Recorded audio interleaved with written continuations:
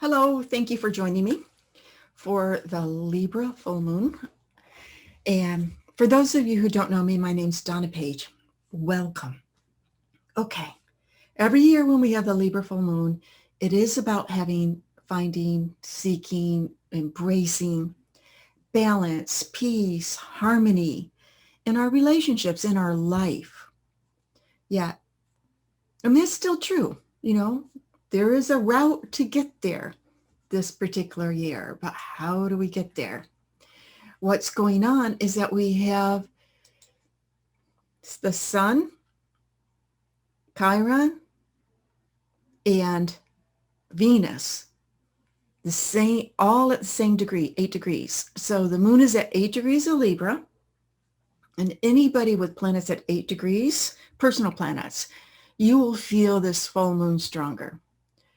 So we have on the opposite side, and think of these as the cosmo communication with each other, right? Libra, the full moon, peace, harmony, balance. How do we bring that relationship into our life? Because Libra is saying, hey, be able to reflect and see what's going on with the other. But this is also all that Aries energy. It's going back to, are you living your core self? Is there too much Libra compromise, Libra peace in order to keep the relationship? Are you sacrificing in some way the core of who you really are and what you want? Now, the Sun, first we have the Sun, Chiron, Venus. Chiron's nickname is the wounded healer, but it's the concept of wisdom that we achieve because we realize things happen in life. Things happen that we wish that didn't, where we get hurt, and we can become wise from that. And from that, we can share our knowledge, teach others, etc., etc. With Venus, with Chiron with Venus, a lot of it can be about several things. Venus is beauty, yes. Venus is what we love and value, yes. Venus is, which can be our relationships, but it also can be anything in your life that's dear to you, that brings a sense of beauty into your life. Venus wants us to be joyful, wants pleasure. So things have been disappointed around that. Things didn't go the way we expected around that, where we have been hurt or wounded because of those parts of life. And that opportunity, right? There's an opportunity to break free from anything where we feel that it's an either or situation, because ultimately it's about finding balance. Now, the planet Uranus is also at 8 degrees of Taurus. So it's vibrating with the moon, it's vibrating with the sun, it's vibrating with Chiron, it's vibrating with Venus. It's so strong. But it's at an angle that says it's hard to get a good look at it. So it's not coming on to us head on. It's an undercurrent. What does Uranus want? It wants to awaken us. It wants disruption, change, in order for us to break out of our conditioned self, our conditioned mind, to further our spiritual path, to further our growth. In addition, Uranus, there's something that's called anticia points. It's hard to see, but it's like that. It's another sort of conjunction vibration. And Uranus is also connected with Jupiter. So Jupiter, right? Jupiter wants things to be big, wants it to grow, wants opportunity. Why is through growth there's opportunity?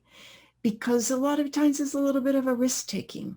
It's a little bit of saying, hey, why not go beyond what you thought you could do? So with Uranus, Jupiter-Uranus actually is considered kind of a lucky energy, but it depends how you look at it. Those two energies themselves just wants to bring opportunities into our life. But how is it bringing opportunities? Because of the vibration with the Libra moon and the sun, the Chiron Venus, it is about being able to express it. And the sun's very strong because it's in its exaltation in Aries. The sun, our self-expression, our life that we are living. How do we bring opportunities to that? How do we bring change? How do we awaken that? And who do we want to be on our path with us? The Libra, yes, beauty, harmony, peace, all of that too. But that reflection to others. Now, Libra is ruled by Venus, right? So the moon is in Libra. Libra is ruled by the planet Venus. Venus is in Aries. Yeah, she's in her detriment. She's not necessarily the happiest camper there. Why? Because that Aries energy wants to go, go, go. You know, I want what I want when I want it. Can be a little bit impulsive. And the general nature of Venus, like, so Venus is in Aries land, but the general nature of Venus is to just be able to relax and enjoy and have pleasurable things. So she's in this fire sign. But here we go. Venus is ruled, right? Aries, the sign of Aries, is where's the Aries rulership? It's Mars and Gemini, conjunct the North Node. So what does this mean? Mars wants action. Gemini's communication, it's ideas, it's short travels. So wants action in those areas. If there's something you've been holding back on saying, this full moon, you just might say it. Conjunct the North Node. It is about it's connecting with people. Yes, it's about connections. But it is also about where is it that you want to be pulled into your future? You know, that concept of dreaming your future, creating a vacuum for the future and being pulled into your future. Now, how does one do that? Well, Mars and Gemini, the ruler of Gemini is Pisces, and Pisces is the ruler of Gemini is Mercury in Pisces, and Mercury in Pisces is conjunct Neptune, and that is so creative. It is the imagination gone wild. So how do you pull yourself into your future?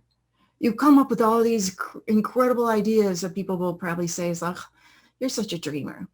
You know, why do you think that's going to work? Why do you think well, one creates in the mind and the imagination before it goes to the drawing board, before you get the materials to build it. So it is that being pulled, creating that pull to your future comes from this visualization, comes from the daydreaming, comes from the imagination. Now, where is this imagination energy connected to full moon in Libra? Right partnerships, creativity, to a certain extent, what will bring beauty and harmony into your life, part of that. But Mercury in Pisces, right? What rules Pisces? Traditional rulership. Modern rulership gives it to Neptune. It's with Neptune. But traditional rulership is Jupiter. Jupiter is in Aquarius. And Jupiter, like I already said, is what's called a solstice point with Uranus. So it's like vibrating this energy. Here's the opportunity. You just need to go beyond your comfort zone and break things open in certain ways. Allow yourself to go beyond what is the norm. But Jupiter is also doing this very special thing because Jupiter happens to be at the midpoint between Pluto and Mercury. And Jupiter at the midpoint between what's Pluto and Mercury, obsessive thinking, intense thinking, detective thinking, research thinking. What's Jupiter want to do? Blow something big. What's it want to blow big? What does it want to grow and expand? Where's the help? Research. So if this imagination, where's the perfect place for me to live? Do some research. Where's my perfect job? Maybe some of this wounding, because it goes back to that Chiron, Venus, Moon, Sun thing. The core of who we are, the right people in our life, where we might feel that things didn't work out the way we wanted and we're not having fun anymore. Maybe it's your career, maybe it's your relationships, maybe it's where you're living, maybe it's everything, right? So it goes back to, well, if Jupiter is vibrating, Jupiter in Aquarius, the scientifics, let me get the facts, vibrating with the Pluto Mercury, there's like, okay, let me do some research on this and get into it. You don't want to go down too much of the obsessive side of Pluto Mercury, because it's like, okay, don't want to get stuck there, but to be able to move through that. And then, this is what one does when you're doing your natal chart in terms of finding your path in life and going through the nodes, that because you continue, or you're looking for the final dispositor. That's what the astral lingo is called. And you go through this passageway of seeing what is the path and where's the support, where's the messages, where can you get these like little tools to in order to develop the nature of the energy. So back to the Jupiter, where we went to, right? The traditional rulership of Mercury, and Jupiter is in Aquarius. The traditional rulership of Aquarius is Saturn. Saturn's in its rulership. So after this whole imagination, after all of this, healing and acknowledging, yeah, life sucks at times and this happened to me. If it didn't, life might have worked out different, but it didn't. How do I bring more harmony? Beautiful. It goes back to the core thing of Saturn and Aquarius. Is like, what's the foundation of my life? What's my plan? What can I do? But before you go right to there's that whole other pathway. And what does it ultimately bring? What does the ultimate, want from this full moon in Libra? Moon wants, it is a sense of finding peace, harmony, and contentment in life, and being able to say, I am at peace with myself and my circumstances. Life is good. Life is harmonious. I have the people around me that I want. I have the circumstances around me that I want, and I feel that I am living, that sense of my life that vibrates who I really feel I am. And there's a little bit of nostalgia that can come up with going back to a point in your life, even if it's just for a short period of time, even just for a moment, where you felt totally, totally alive and totally, totally yourself, and totally, totally at peace with yourself and circumstances in the moment. And that is the core of this energy. So very good. Thank you very much for joining me. Blessings. Sending light, love, and gratitude, and have a beautiful, joyous full moon, March 28th, 2:49 Eastern Daylight Time. Thank you.